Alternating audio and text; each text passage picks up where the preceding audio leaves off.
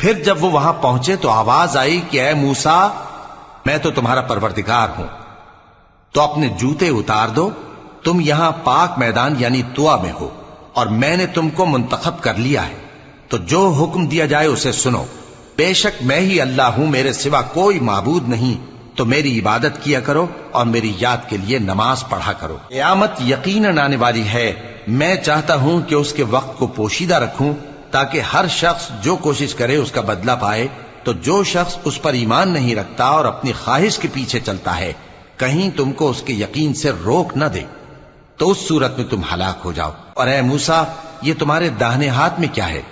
انہوں نے کہا، یہ میری لاٹھی ہے، اس پر میں ٹیک لگاتا ہوں اور اس سے اپنی بکریوں کے لیے پتے جھاڑتا ہوں، اور اس میں میرے اور بھی کئی فائدے ہیں۔